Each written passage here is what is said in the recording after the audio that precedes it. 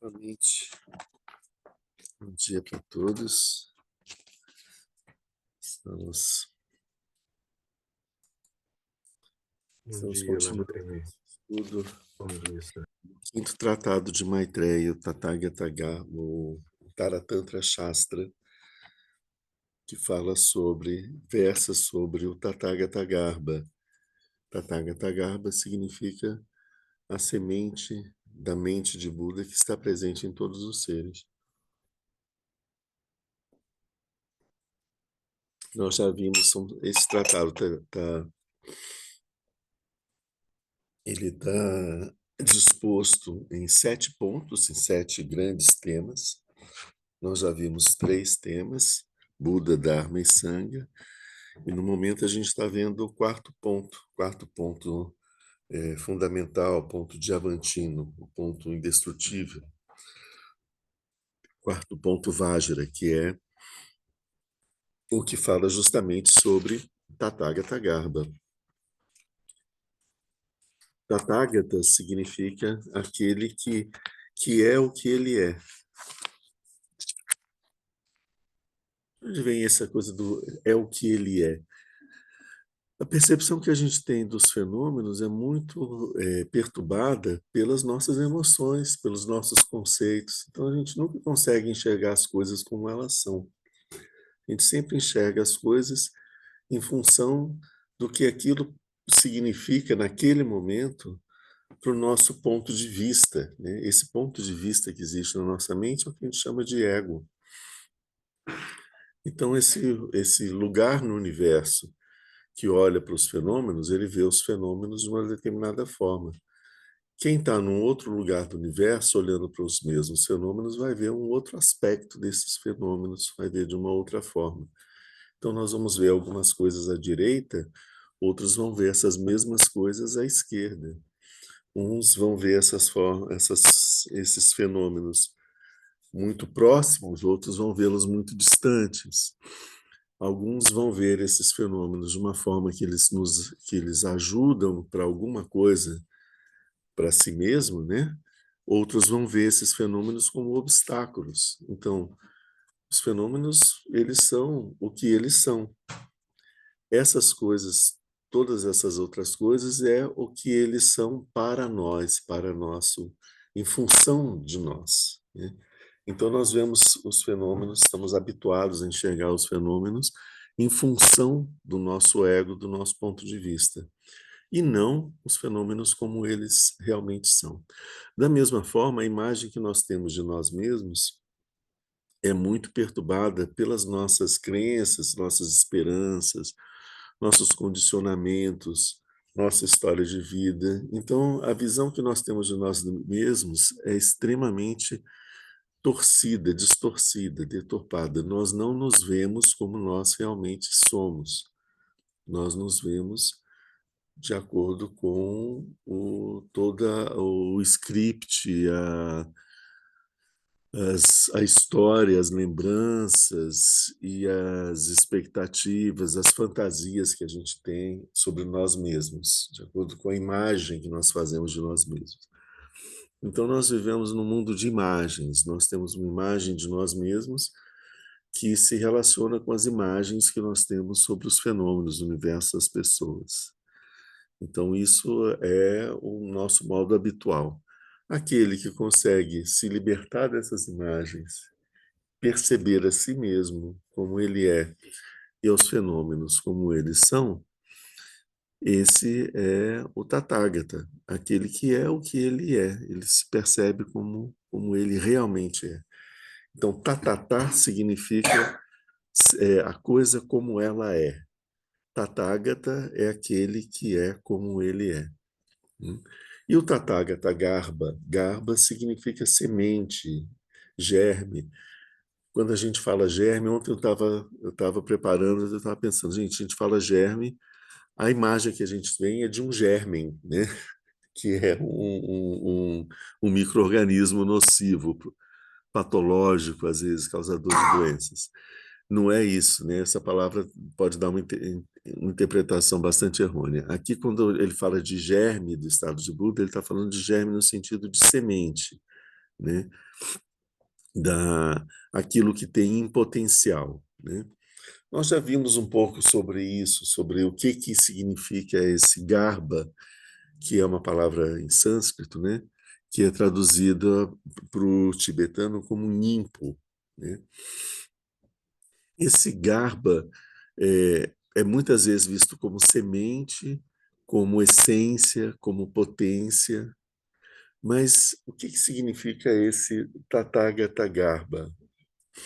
A gente entende que ele não é uma semente do estado de Buda que vai se desenvolver em nós e vai se transformar num estado de Buda plenamente potente. Por exemplo, a semente de uma árvore vai crescer, vai se desenvolver até que ela se transforme numa árvore. É isso que ele está querendo dizer? Não é isso. A semente como potência significa que nós temos potencialmente o estado de Buda em nós, e quando nós alcançamos o despertar, nós o temos plenamente desenvolvido. É disso que ele está falando quando fala em Tathagata Garba? Não, também não é isso. Então, também não é impotência. A essência é ele representa que a gente tem a natureza. Talvez a palavra melhor seja a essência. Significa que você tem a mesma natureza.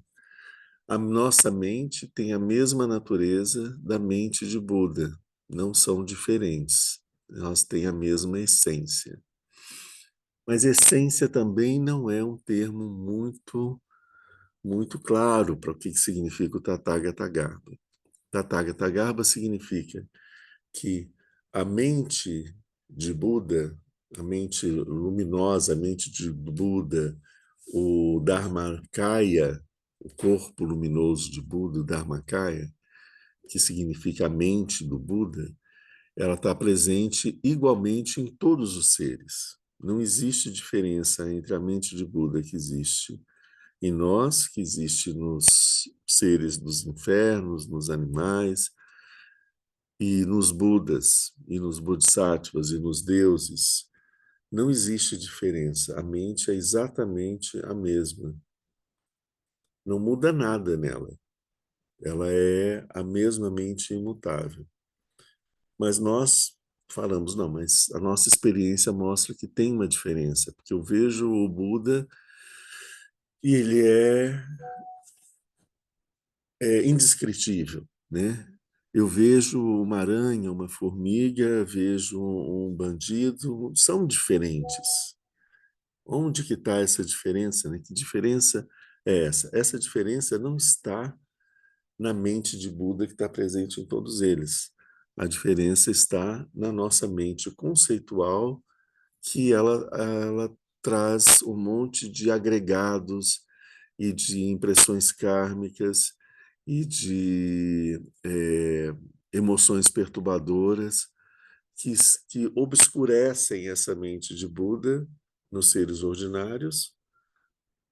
E como essas coisas todas foram eliminadas por aquele que alcançou o despertar, elas não estão presentes em quem alcançou o despertar. Então, a diferença não está na mente de Buda, na essência de todos os seres, na nossa realidade. A diferença está no processo adventício, que são essas fantasias, né? Quando eu falei aqui, nós não vemos as coisas como elas são, nós vemos as coisas da forma como elas nos interessam ou não nos interessam. É isso que é o que atrapalha a gente de ver as coisas como elas são. As nossas emoções, as nossas expectativas sobre as coisas, né?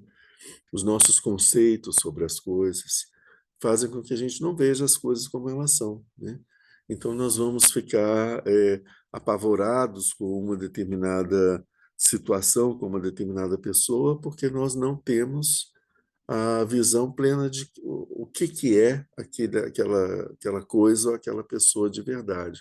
e nós ficamos assustados com as fantasias que nós fazemos sobre elas. E assim a gente se relaciona no mundo o tempo todo, né? As nossas expectativas, os nossos preconceitos, as nossas fantasias, as nossas angústias, todas a gente projeta em volta de nós e a gente vive assim. Aliás, né, essa é uma descrição bastante clara de como nós vivemos, como se vive nos infernos.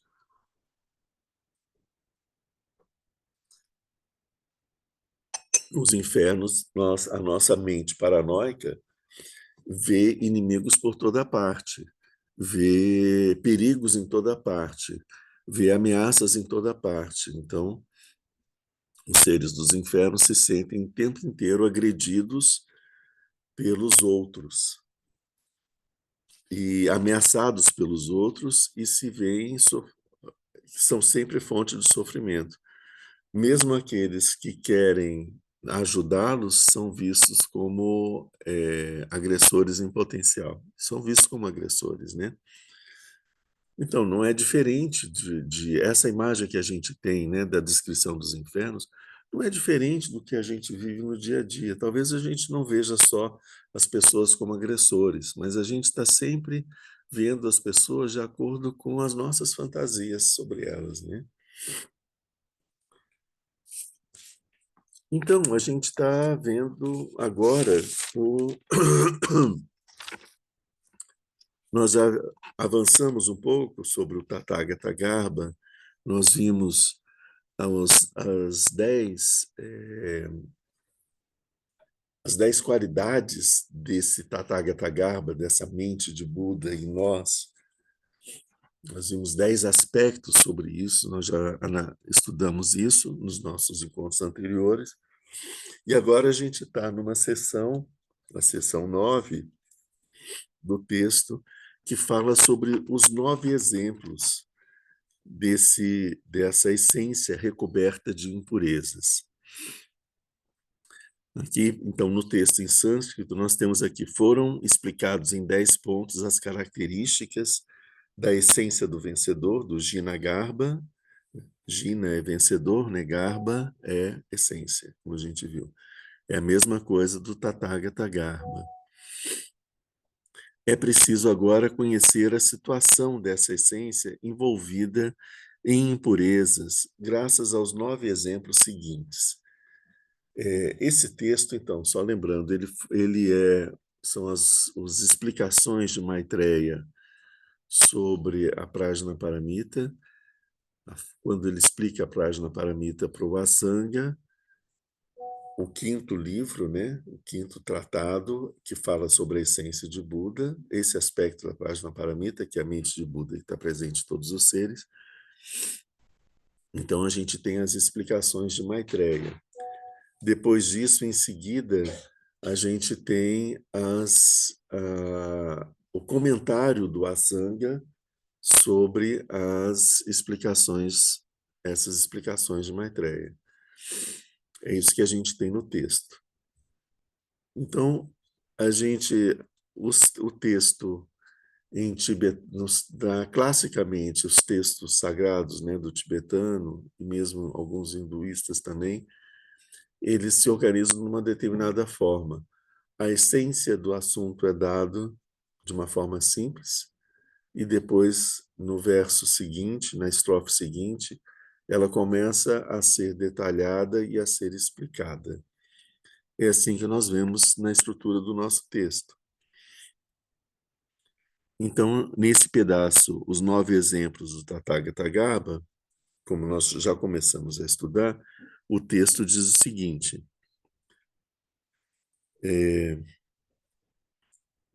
vou pegar o texto como que ele está escrito, né? Buda, lótus apodrecido, mel, abelha, casca, cereal, lixo, ouro, tesouro, terra,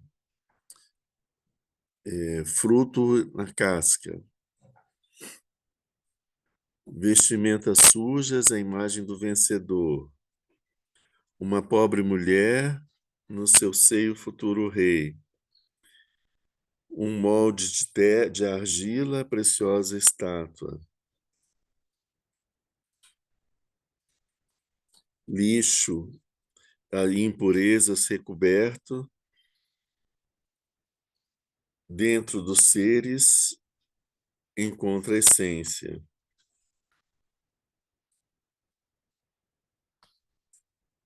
Emoções perturbadoras passageiras, impurezas velada.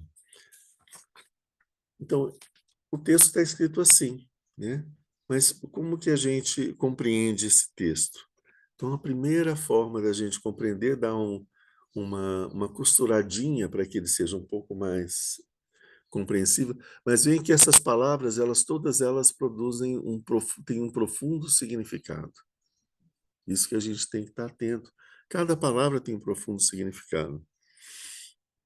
Então, quando a gente dá uma costuradinha, a gente vê uma frase mais fácil para a gente entender. Nós vamos ver a frase, então, assim: como um Buda dentro de um lótus apodrecido, o mel entre as abelhas, o grão dentro da sua casca, o ouro no lixo, o tesouro enterrado dentro da terra, o fruto dentro da sua casca, a imagem do vencedor, uma imagem do Buda, envolta em trapos sujos, o futuro rei no ventre de uma pobre mulher.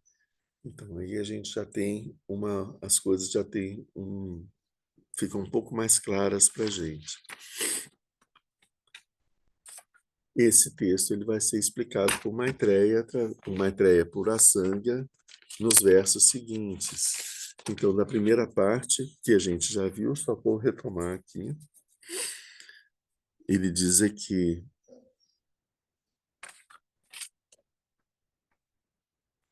aí faltou dizer, e como a preciosa estátua no seu molde de argila, faltou um nome.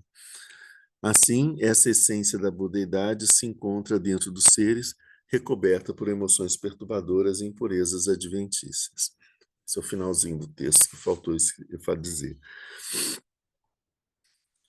Então, o seguinte, a Sangha explica um pouco sobre esse texto. Ele diz o seguinte: as impurezas são semelhantes ao lótus podre, aos insetos, à casca, à sujeira, à terra, à pele do fruto, aos trapos, à pobre mulher grávida queimada pelo fogo da dor e à argila do molde.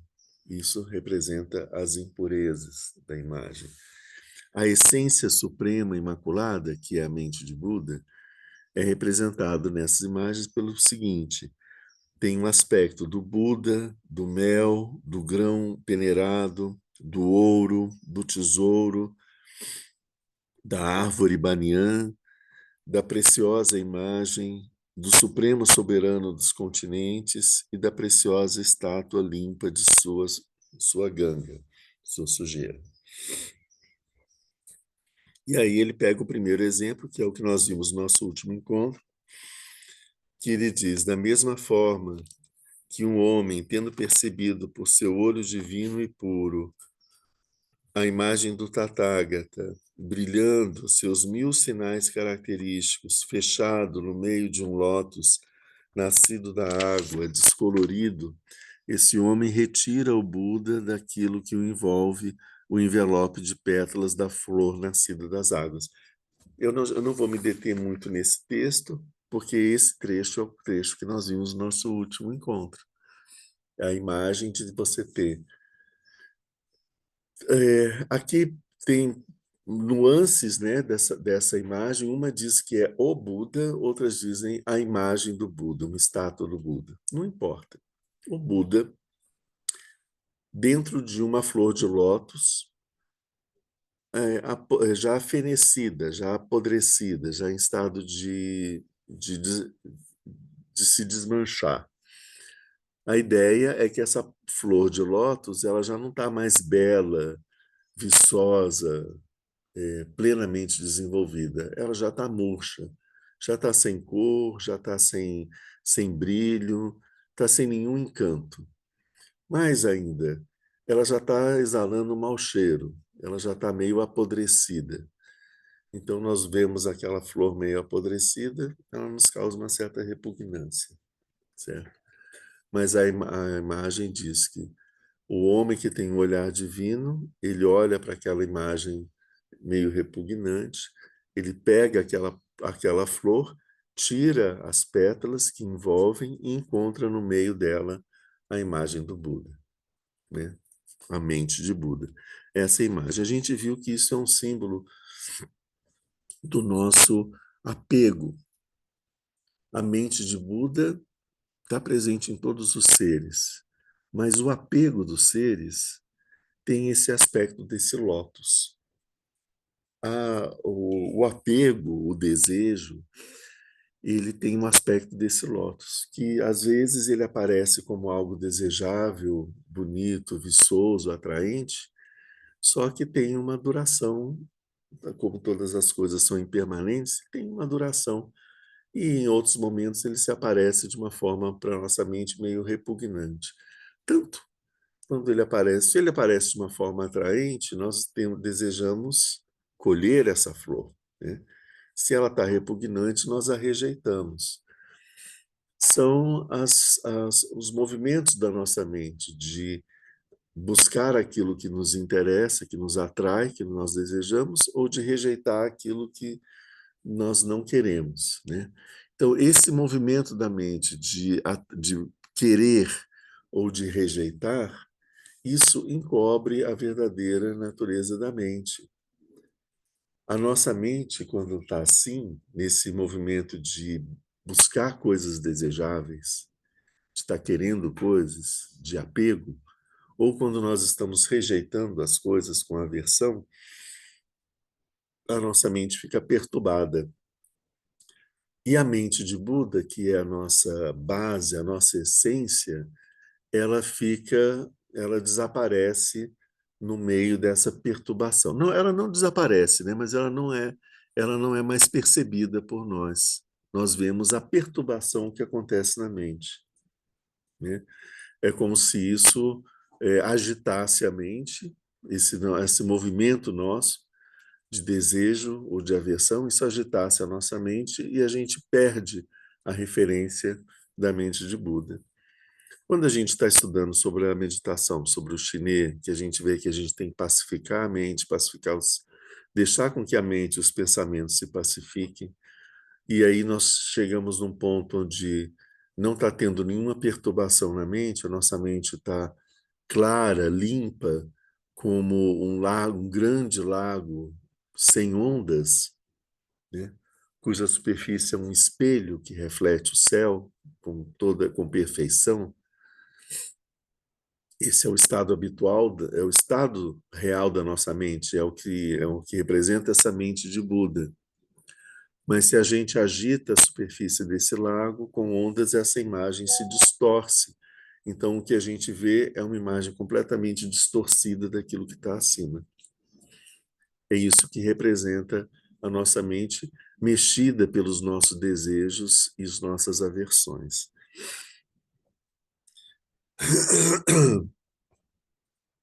Então, a gente, completando aqui,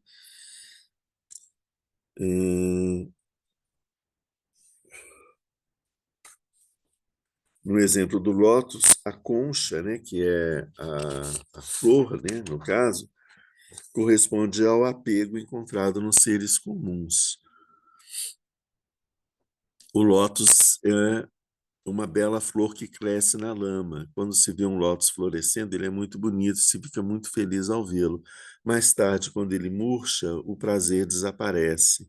De forma semelhante, o desejo surge na mente do Sansara e quando algo desejável ou atraente se apresenta pela primeira vez, pode trazer prazer, mas com o tempo perde o seu apelo e se torna um sofrimento.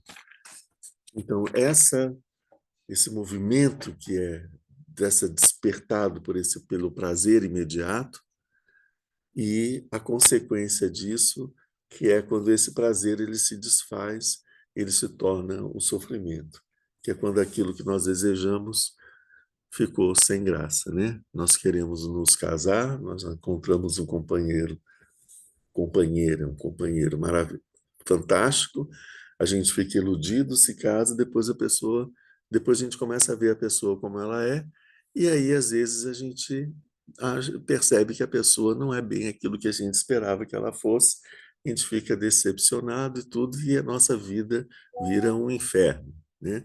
Então, e esse isso acontece, isso não acontece nos casamentos, em todos os casamentos, né? Mas isso acontece nas nossas relações com as coisas, muitas vezes. Primeiro a gente se apaixona por um aspecto da coisa, sim, e a gente acha que aquilo é só aquelas qualidades que nos agradam. E depois, quando a gente adquire aquilo que a gente está buscando, começa a ver que aquilo tem um monte de problemas, né? Você vê um carro legal, você compra o carro, depois você vê que o carro é cheio de defeitos. Você vê um terreno, você compra um terreno, uma fazenda, e aí você vê que já tem um monte de problemas para resolver, e de repente você pegou um grande problema, né? Você tinha uma vida mais tranquila e ficou com um grande problema depois de ter adquirido aquela coisa que você tanto desejou, né? E por aí vai. A vida da gente é cheia dessas imagens, né? É por isso que quando o Buda falou tudo é sofrimento, porque até aquilo que a gente considera que é alegria e felicidade, ela é temporária. E ao longo com o tempo, ela mostra um outro lado, ou mesmo que ela seja exatamente aquilo que a gente estava pensando. Mas com o tempo ela se desfaz, ela não consegue se sustentar por todo o tempo, porque as coisas são impermanentes.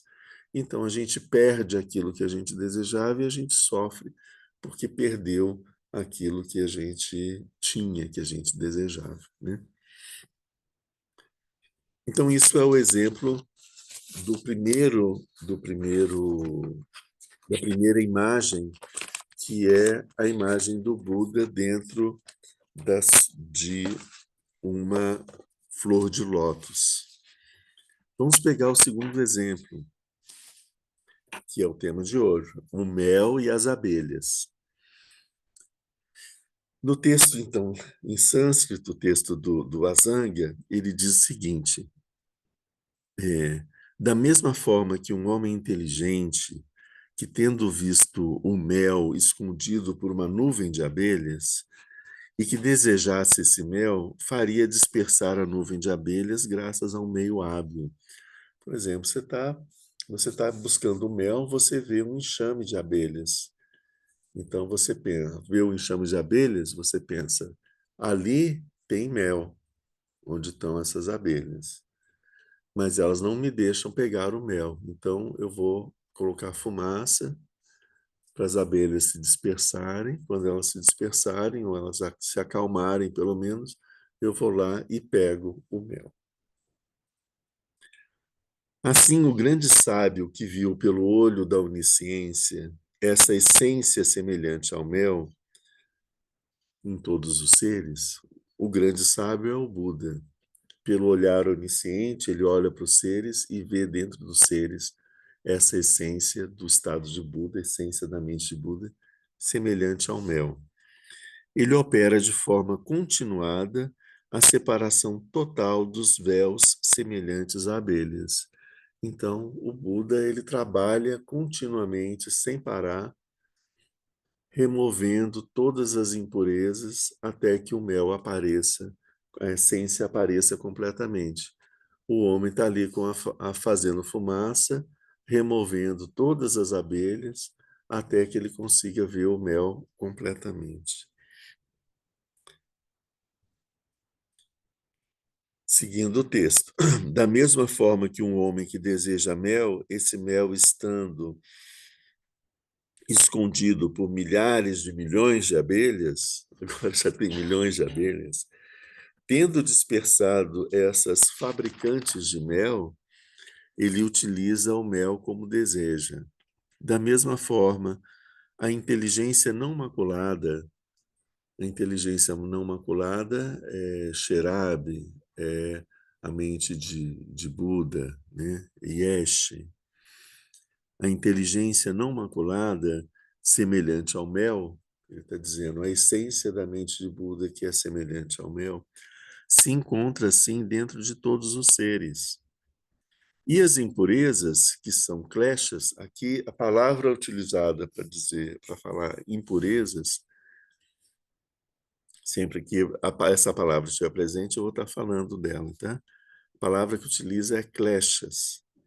Então, esses kleshas são semelhantes às abelhas. O que são kleshas? Kleshas é um termo em sânscrito que significa emoções perturbadoras. Então, ele está querendo dizer que as emoções perturbadoras são semelhantes às abelhas. Mas o Buda vencedor, assim como esse homem é hábil em destruir estes kleshas, essas emoções perturbadoras. Então, ele está dizendo que a natureza de Buda que existe em nós está escondida por uma camada grande, de um enxame de emoções perturbadoras que não deixam essa natureza se mostrar como ela é, plenamente.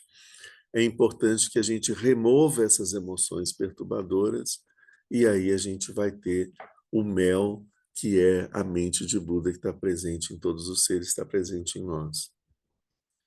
Vocês percebem que, ao mesmo tempo que ele está descrevendo a mente de Buda que está em nós, ele está nos dando indicações de como que nós podemos fazer para remover todos esses obstáculos e deixar que ela se manifeste. Ele está dando para a gente o caminho do despertar, entende?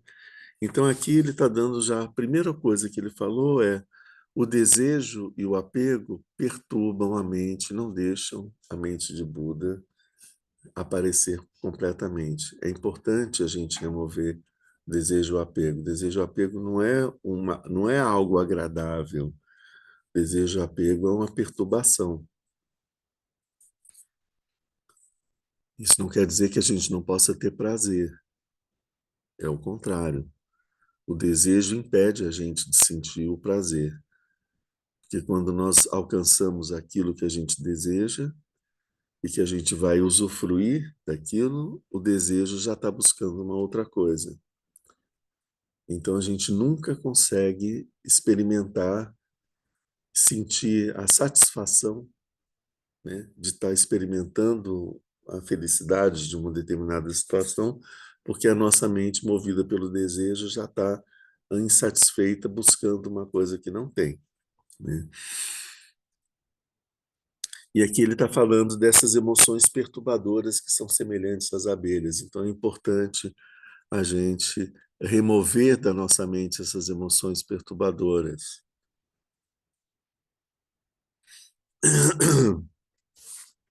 Aqui já pegando um texto do Trangu Rinpoche. Ele comenta esse comentário do Asanga da seguinte forma. Aliás, do Trangu Rinpoche não, do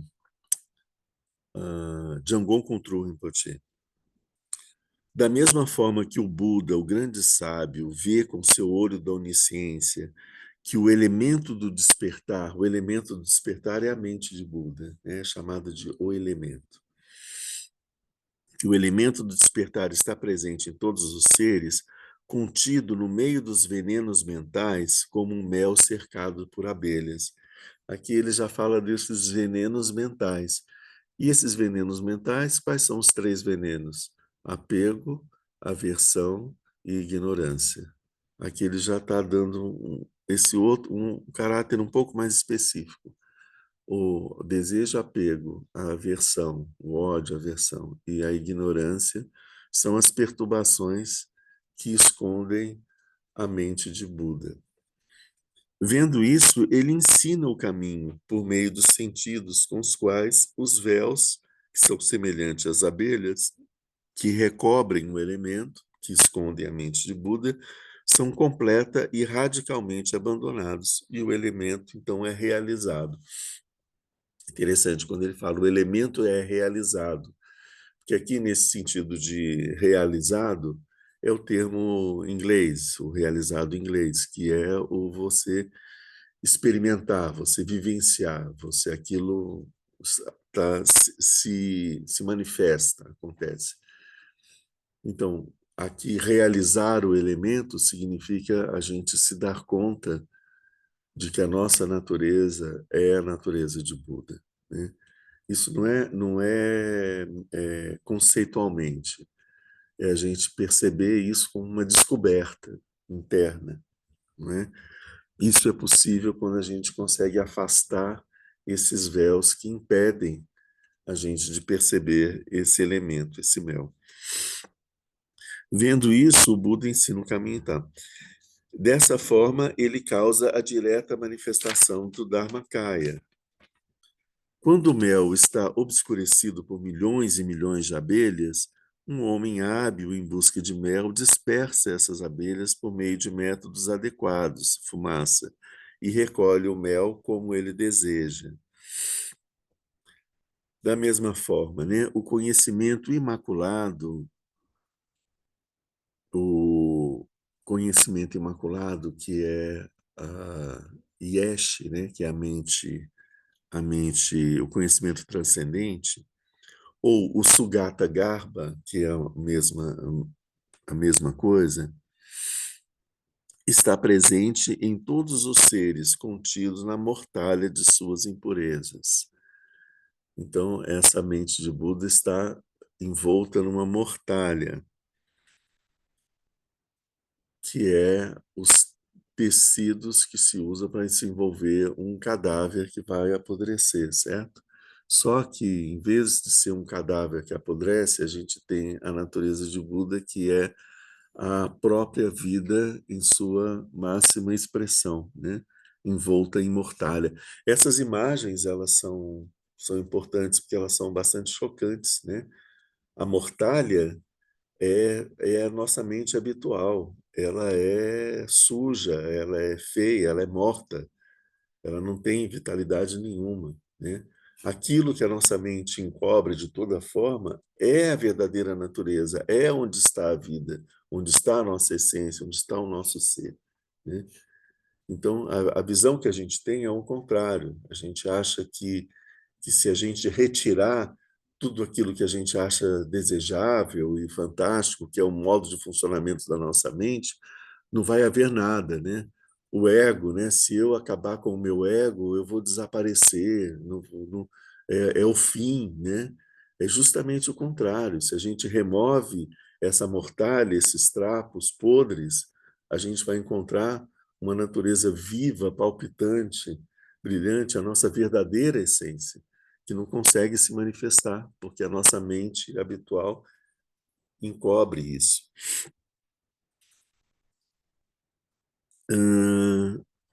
Assim, semelhante. Cadê?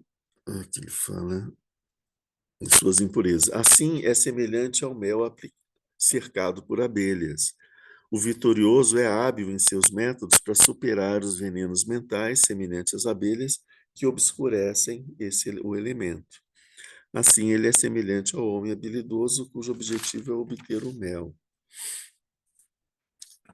Esses exemplos, eles têm várias camadas de interpretação. A gente está nos abordando as primeiras camadas, né? Então, nós temos aqui, imagina um mel saboroso cercado por um enxame de abelhas. Se uma pessoa experiente souber separar o mel das abelhas, as pessoas poderão apreciá-lo. Isso significa que os Budas, com os olhos oniscientes do duplo conhecimento, podem ver a natureza búdica em todos os seres, que é como o mel, e as abelhas circulando o mel podem ser removidas porque não fazem parte do mel. Então, esse é um ponto. Por que é que nós podemos retirar essas emoções perturbadoras? Elas não fazem parte do mel, não fazem parte da mente de Buda. Por isso é que a mente de Buda ela fica igualmente como ela é, desde tempos sem começo e por um tempo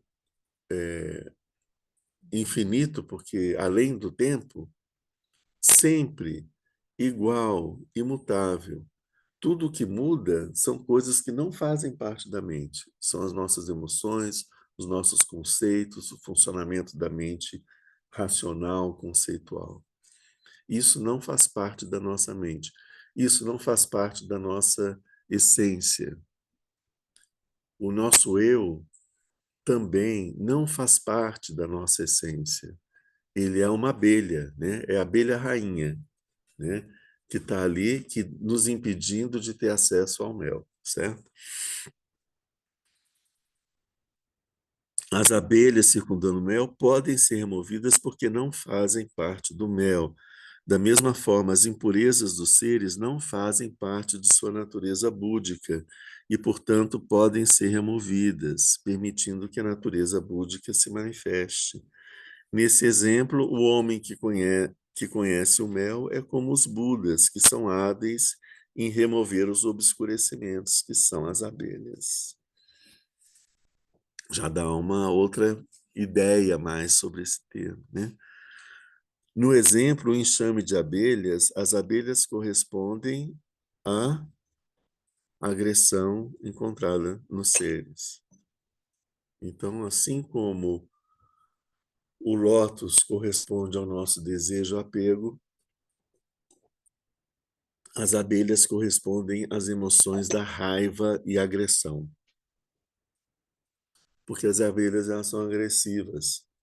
Para poder defender o mel, o texto diz: as abelhas são muito apegadas ao seu mel. Quando o mel é tocado, elas ficam muito zangadas e irritadas e causam dor aos outros ao picá-los. Então, as abelhas nos atacam para defender ali a sua colmeia, né? Elas representam a agressividade, a raiva, a violência, né? Assim, quando as abelhas se machucam, elas machucam os outros. Parece conosco, né? É assim que a gente funciona. Da mesma forma, quando alguém está com raiva, fica muito irritado e machuca os outros com palavras e ações ásperas. Quando nós vemos a irritação nas pessoas ou em nós mesmos, a gente deve se lembrar então dessas abelhas. Isso são abelhas, né? Mais do que isso, quando nós vemos a imagem, ela diz o seguinte: você vê um enxame de abelhas, então você sabe que lá existe mel. Aí você afasta as abelhas e encontra o mel. Quando nós vemos no nosso dia a dia um enxame de abelhas, quando a gente vê uma situação de muita raiva, de muita violência, de muita agressão, normalmente como que a gente reage? A gente reage como uma outra colmeia de abelhas enraivecida que vai lutar com aquelas abelhas. A gente vai ter uma briga de dois grupos de abelhas. E a agressão, a raiva continua do mesmo jeito. E vai ter 2, 3, 4 mil colmeias brigando ali entre si. Mas quando nós temos a mente, a visão mais clara, né, que o Dharma vai nos dar, quando nós vemos as abelhas, quando nós vemos agressão e violência, a gente vai perceber, ali existe o mel, ali existe a mente de Buda. Essa agressão e essa violência não faz parte do mel. Isso deve ser removido, deve ser pacificado. Pacificando, retirando essas emoções perturbadoras, o que a gente encontra é o mel. Quando a gente está falando de pessoas, e nós vemos pessoas envolvidas em ações muito violentas, ações muito negativas, a gente precisa entender, isso não é a pessoa. A pessoa é o mel que está escondido ali dentro. Tudo isso são emoções perturbadoras, são elementos alheios que devem ser removidos, né? Pode ser que eu não consiga fazer isso, né? Mas eu tenho que entender que ali, bom, eu preciso de encontrar então alguém que consiga pacificar esse enxame de abelhas. Eu não consigo pacificar, mas pelo menos eu sei que ali tem um mel escondido, né? Diga, pode fazer. Eu não consigo ver o mel na outra pessoa. Então, eu fico pensando assim, poxa, esse ensinamento não está funcionando, cara. Eu só vejo chato. Mas, aí agora, com a explicação, né? Parece que o outro precisa ter um mel mesmo. Ah, sim. Antes, né? Você não vê, me chama. Sim, sim. Tá aqui, né? A gente tem mais controle sobre isso, né? Uhum. Porque assim, eu não consigo mudar, tirar as emoções perturbadoras dos outros, né? Eu não sou um Buda, né? O Buda, ele consegue fazer isso, né? Mas eu não. Tá bom. Mas eu tenho um trabalho para fazer em mim, não é em cima dos outros, né? A gente não está aqui para ser o modificador do mundo, né?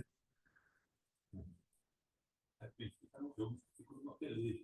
Eu fico vendo a pessoa, só vejo o enxame.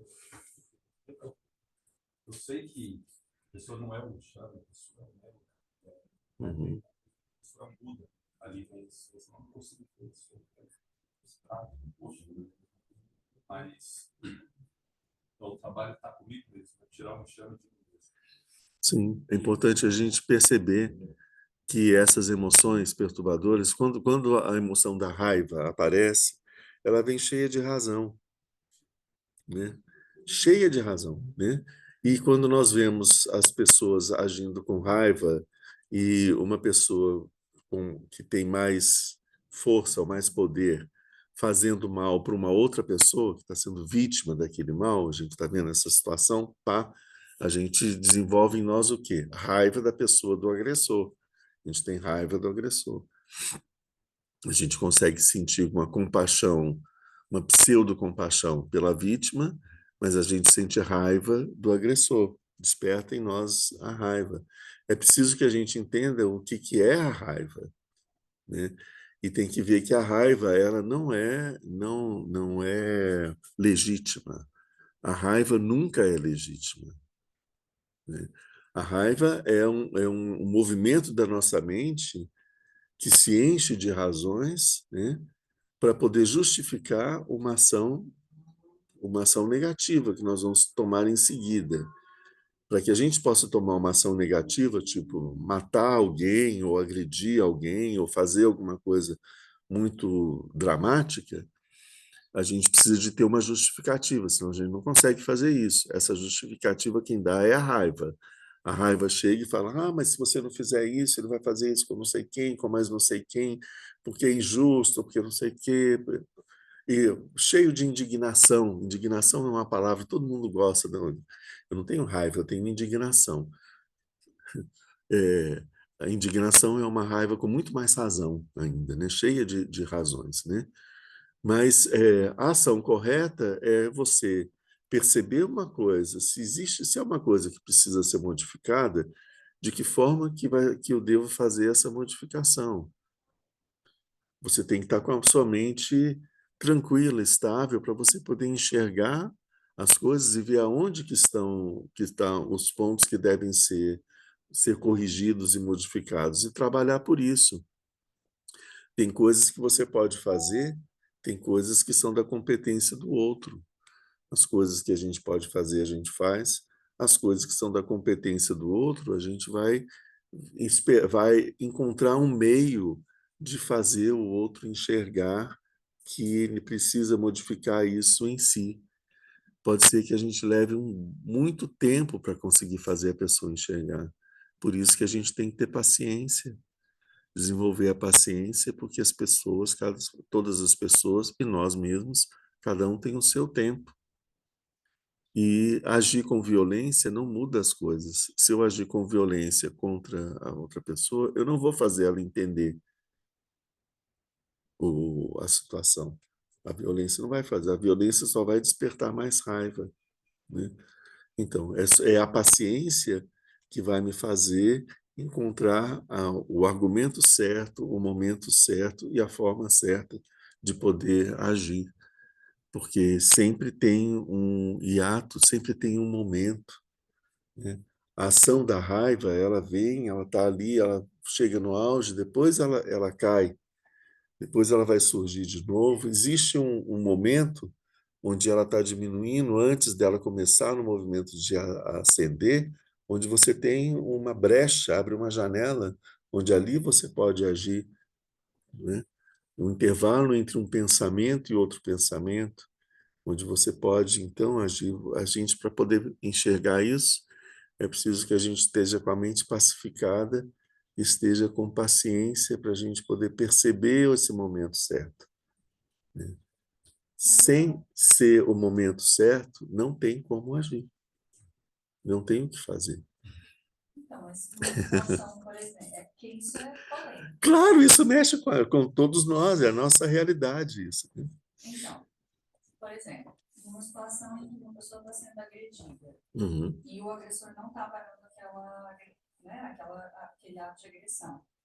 Você não vai poder ficar de mão, esperando, não, deixa eu esperar, paciência, no momento certo, para aquela pessoa parar de agir assim.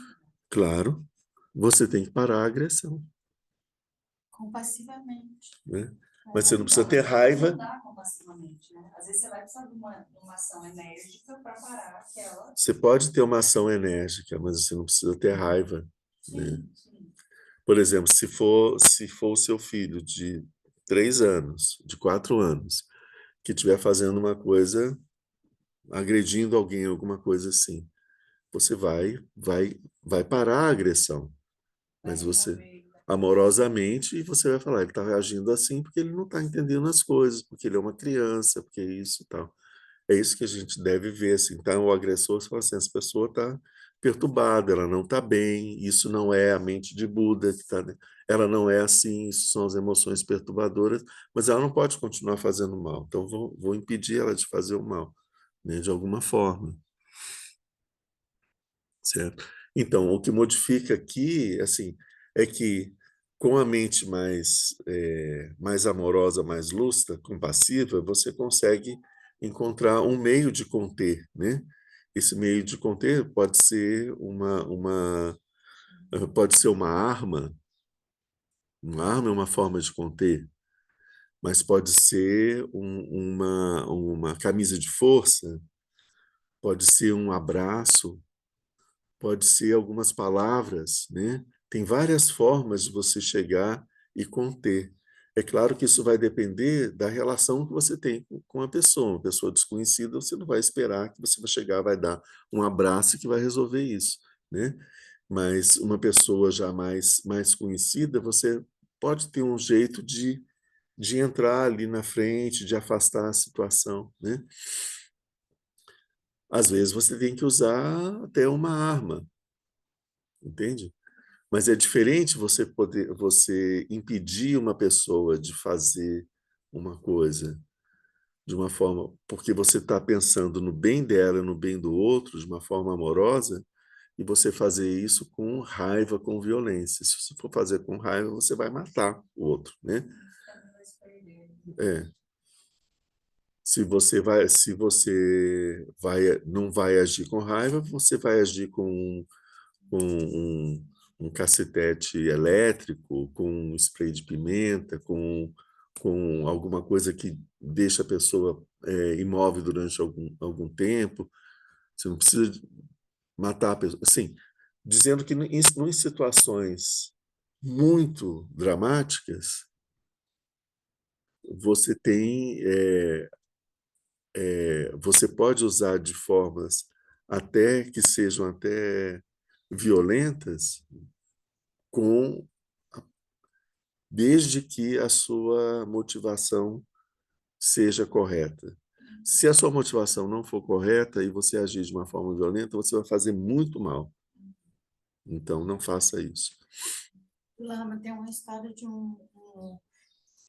alguém que pareceu com o Dalai Lama, um dos lamas lá, que foi torturado na prisão e tudo. Chegou para ele e disse que a gente fica aqui passivamente e a China entrando. Eu vou deixar disso e vou lutar, né? Isso que o Dalai Lama abraçou compassivamente, né? Disse, assim, não é o caminho. Não lembro o que ele falou lá, mas tipo assim, não é por aí, né? Mas percebeu a dor que o cara estava sentindo, mas que ele não deveria reagir.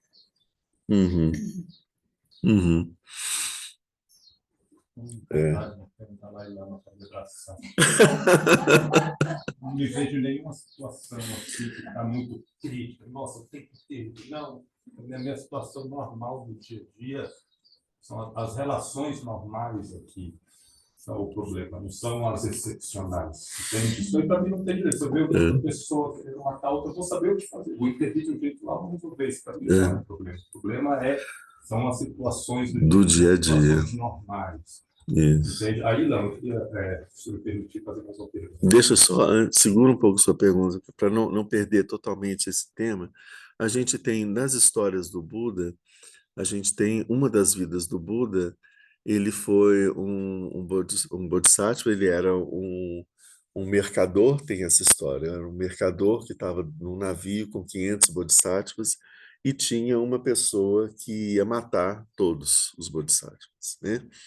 Então, ele percebeu, se essa pessoa matar todos esses 500 bodhisattvas, ele vai fazer uma ação extremamente negativa e vai ficar um tempo incomensurável nos infernos. Eu preciso impedir que ele faça isso. E o que ele fez? Matou o cara. Matou o cara para que ele não matasse os 500 e fizesse um grande mal, né? Mas ele fez isso sem raiva. Ele era um bodhisattva. Então, um bodhisattva pode matar, porque o Bodhisattva mata quando ele percebe, não tem uma outra forma dele conseguir resolver aquilo, e ele matando, ele vai estar impedindo que um mal muito grande aconteça. Mas nós não somos Bodhisattvas desse nível. Então, para nós, isso não é permitido. Essas ações negativas, você estava falando da ética, na nossa conversa, né? Está falando sobre a questão da ética. A ética transcendente, a ética relacionada aos bodhisattvas, eles podem fazer todas as ações negativas porque eles fazem isso sem o seu ego e sem um interesse próprio. Eles fazem isso no interesse do bem do outro. Então, para eles, é possível fazer as ações negativas porque o interesse deles é o interesse do outro e não tem, isso não acaba não gerando um karma. Mas nós não estamos nessa condição. Então, para nós, a ética ela é soberana. Mas nós não podemos criticar um bodhisattva, tipo um bodhisattva como um Dalai Lama ou alguém já às portas do despertar, pelas suas ações, porque nós não sabemos o que eles enxergam e qual é a motivação deles para poder fazer essas ações que para a gente poderiam ser ações negativas. Então, essa relativização da questão da ética acontece no plano dos bodhisattvas. E eles fazem isso o tempo todo? Não, quase nunca. Em situações extremamente excepcionais, como essa história. No caso, o agressor, ele não ia matar uma pessoa que era um bodhisattva, ele ia matar 500 pessoas. É o que o Buda poderia fazer com Angulimala. A história do Angulimala, quando ele viu que Angulimala ia matar a mãe dele, a sua própria mãe, né? Ele poderia ter dado um jeito de matar o Angulimala e pronto. Mas o que ia acontecer se ele matasse o Angulimala naquele momento? Ele tinha matado 999 pessoas, ele ia para o inferno mais absurdo. E lá no inferno o Buda não ia conseguir fazer nada para ajudá-lo. Então ele interviu de uma outra forma.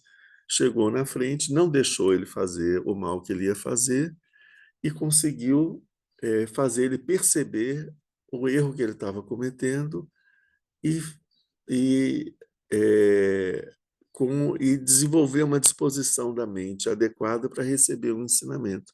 Aí ele conseguiu ensinar o Angulimala e rapidamente o Angulimala se tornou um arhat, né? Voltando assim para o nosso, a gente está falando de essas situações muito excepcionais, mas a situação do dia a dia.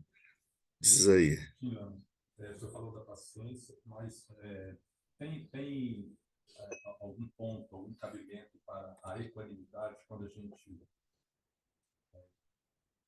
né, está diante assim, de uma situação, né, nas relações de trabalho, familiares, em que a gente vê que não é capaz de resolver a situação, de falar com a pessoa, enfim. Tem algum ponto, algum momento que a gente aplica a equanimidade também? Tipo assim, bom, deixa para lá, sei lá, como é que é isso, essa equanimidade, como é que aplica a equanimidade? Quer dizer, eu não vejo a mente de Buda no outro. Isso ali é grande e tal. Não consigo ver, só vejo enxame. Então, ou só vejo o enxame, tem como eu aplicar pelo menos a equanimidade? Como é que funciona isso? Sim, sempre a gente pode aplicar a equanimidade, acho que isso sempre, né? Mas não sei se é isso que você está realmente falando, né?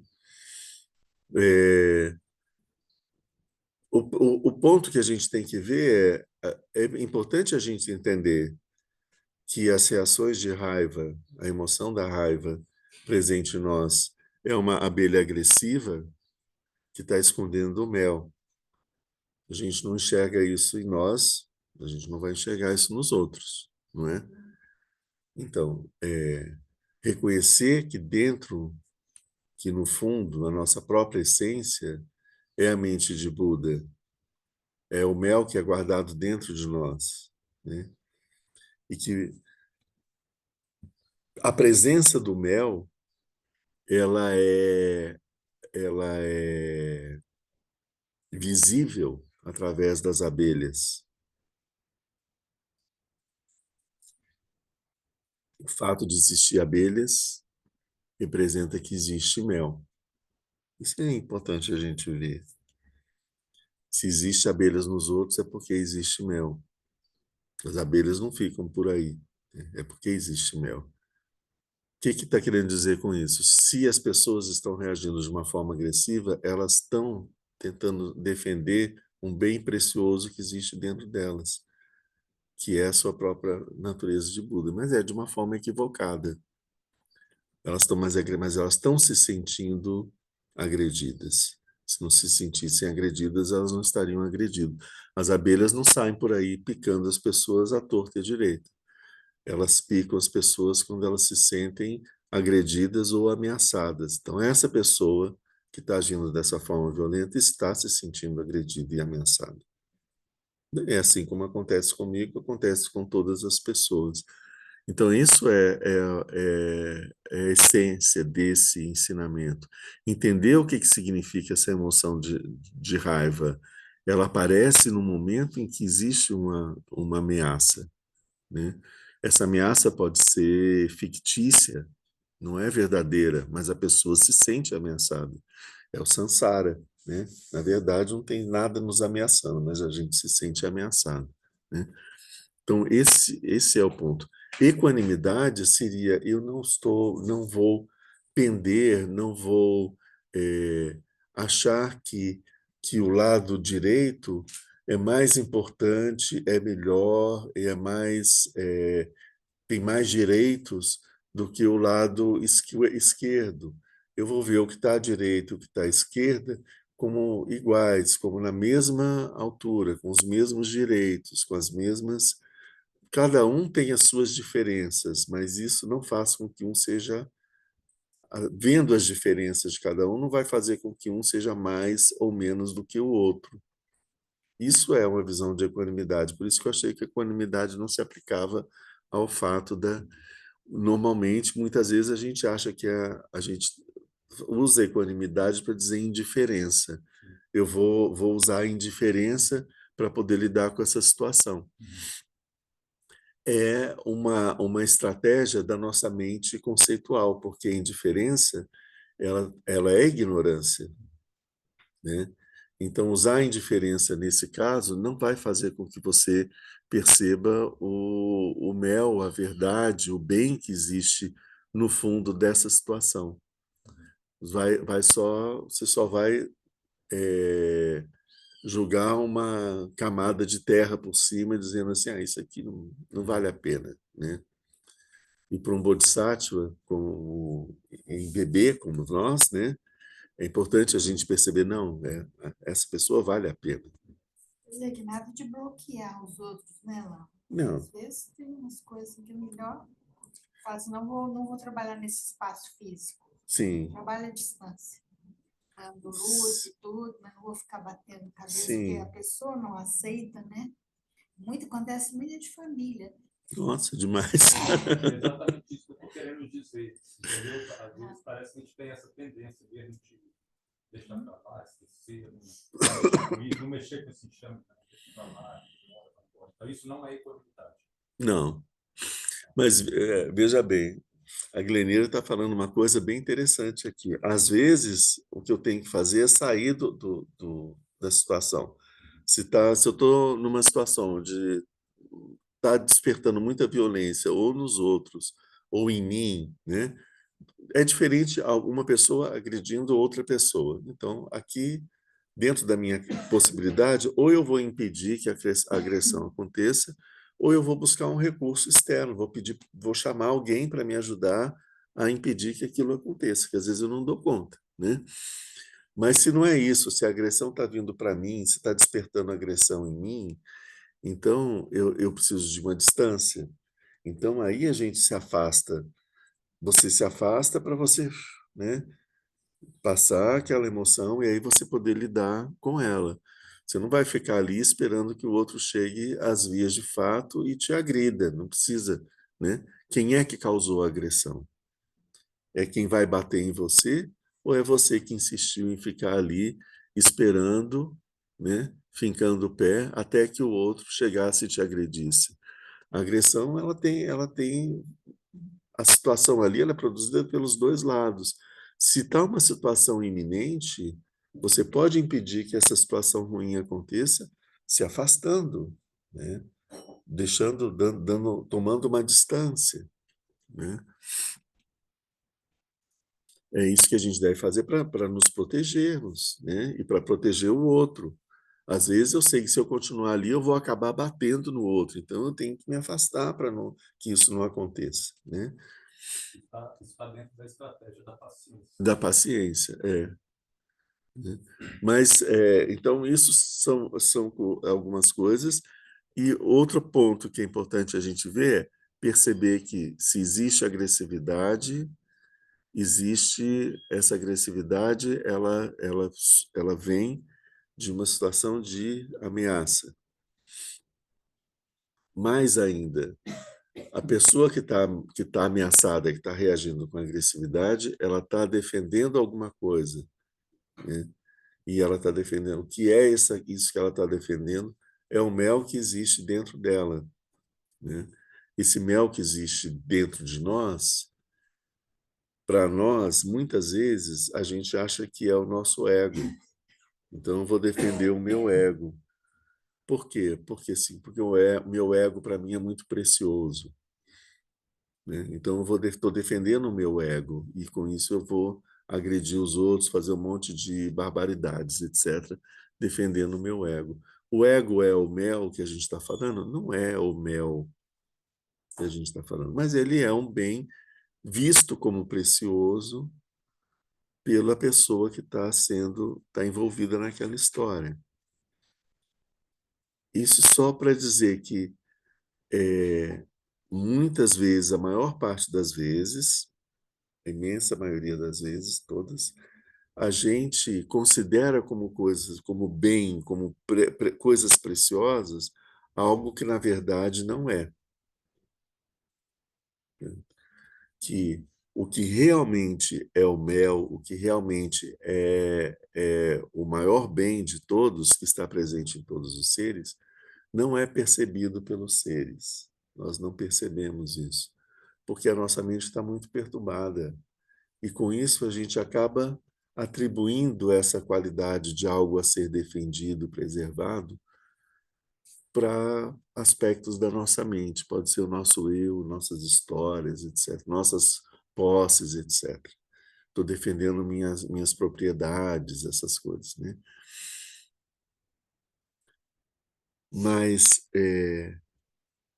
o mel de verdade, que é a mente de Buda, não precisa ser defendido de forma alguma. Por quê? O que essas abelhas não sabem é que elas nunca vão perder o mel, a mente de Buda. Sempre vai estar presente. Ninguém pode roubar de mim. Ninguém pode diminuir isso de forma nenhuma. Ninguém pode me tirar isso. Só as coisas adventícias, as coisas que não são tão importantes e que não têm realidade, são as coisas que a gente pode perder. O que é verdadeiro, o que é real, o que é eterno, o que não acaba nunca, a gente não pode perder, a gente nunca vai perder. A gente só perde as coisas que não têm realidade, as coisas que são transitórias, que nunca existiram, que parecem existir. Então a gente só pode perder aquilo que é falso, aquilo que nós nunca tivemos. Aquilo que a gente tem, a gente não perde. A gente só perde aquilo que a gente não tem. Poderia dizer assim. É, né? Enfim, essa imagem das abelhas, ela gera muita coisa. Vocês veem, o texto diz o seguinte: mel, abelha. A gente, quando passa por ele assim, tá, não, é como as abelhas em volta do mel. As abelhas estão escondendo o mel, tá, não sei o quê. Mas quando a gente mergulha no sentido, nas imagens, vem essa quantidade imensa de coisas sobre o nosso dia a dia, sobre o nosso sofrimento, a nossa angústia, né? É, enfim, tem algo que me intriga ainda nesse texto, que é aquilo que a imagem diz: a presença das abelhas é um símbolo de que existe o mel, né? Então, como assim? A mente de Buda, ela vai ser visível pela presença das emoções perturbadoras, da raiva e da agressão? Pô, isso não faz muito sentido, né? Mas isso faz sentido quando a gente percebe que a raiva e a agressão é uma deturpação da sabedoria semelhante ao espelho, sabedoria de Akshobhya, que é um dos aspectos da mente de Buda. Então, essa sabedoria, ela é que é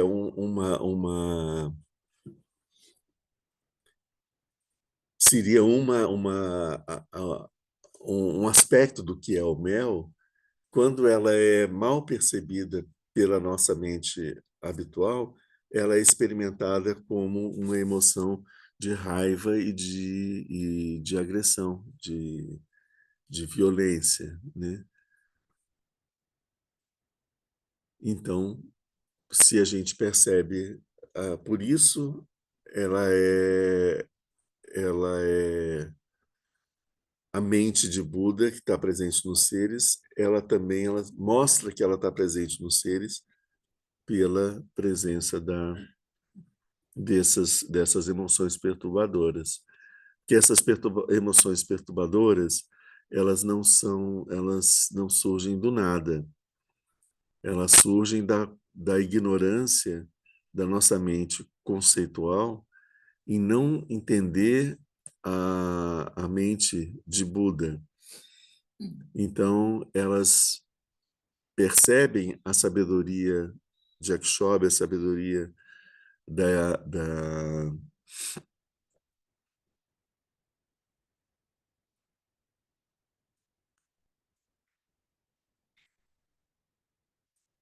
sabedoria de Akshobhya é a sabedoria que percebe as coisas como as coisas são, né? Então, isso, quando é sentido pela nossa mente habitual, faz com que a gente desenvolva um sentimento de avers, ah, de raiva ou de aversão porque a gente está vendo uma coisa que não está sendo considerada pelo outro que está ali. Para quem eu estou. O outro está agindo de uma determinada forma, eu estou enxergando uma coisa que não está sendo considerada por ele, então eu quero mostrar que isso tem que ser tem que ser visto e eu ajo com violência. Você não pode fazer isso por causa disso, né? Isso é mais ou menos o que está por trás da raiva. É assim, por isso que a gente sente raiva e que a gente quer mudar, a gente quer mudar as coisas. Porque a gente tem uma visão das coisas e a gente quer mudar as coisas. Ou aquilo não nos agrada e a gente quer mudar, ou a gente quer preservar aquilo, então a gente quer agir para que aquilo não se perca, né? Tem várias coisas que podem acontecer para a gente poder desenvolver essas emoções, a emoção da raiva. Mas ela tem uma energia muito grande, uma energia muito potente. Todas as emoções têm. Por isso que elas são perturbadoras. O ponto que eu estou querendo chegar aqui é o seguinte: todas essas emoções possuem uma energia muito grande e elas perturbam muito o funcionamento da nossa mente, perturbam muito o nosso estado habitual. Essa energia muito grande vem porque a origem delas, a fonte de onde a natureza delas tem, no fundo, um aspecto da mente de Buda.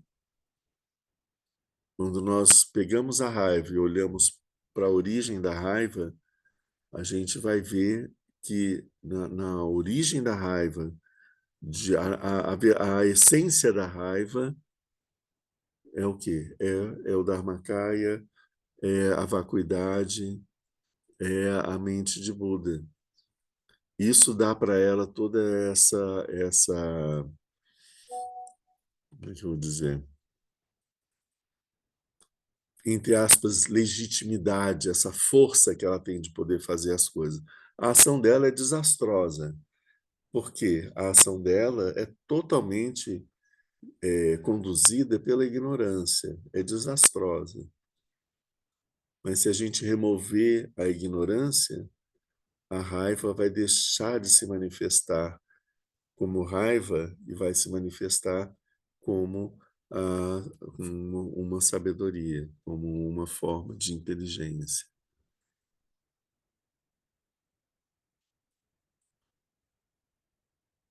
Se nós tirarmos o eu que está provocando, sentindo a raiva, imagina uma raiva que não tenha um eu na sua origem. Ela não é tão negativa assim, ela é assertiva. Isso vem a paciência? Sim.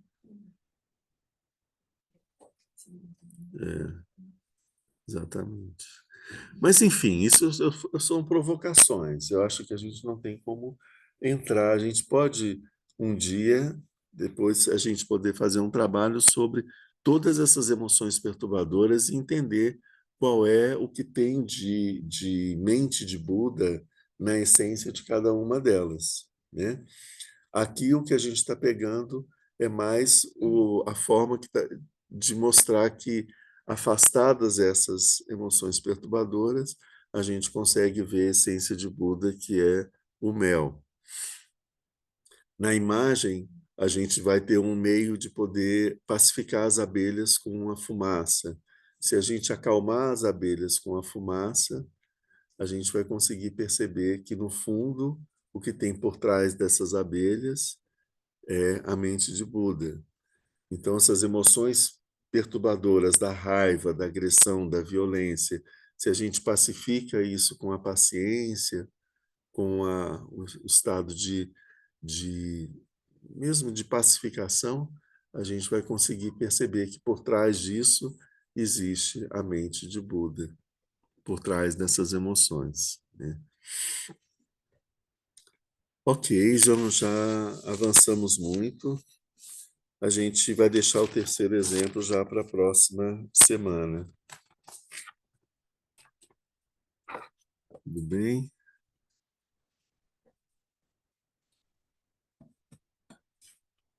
Vamos fazer a nossa dedicatória aqui.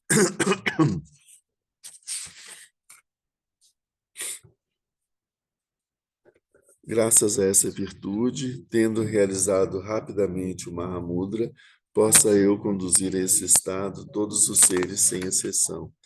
Pela graça do Buda que obteve os 3 corpos, pela graça da imutável verdade do Dharma em si, pela graça da infalível aspiração da Sangha, possa essa súplica de dedicatória realizar-se tal como ela é.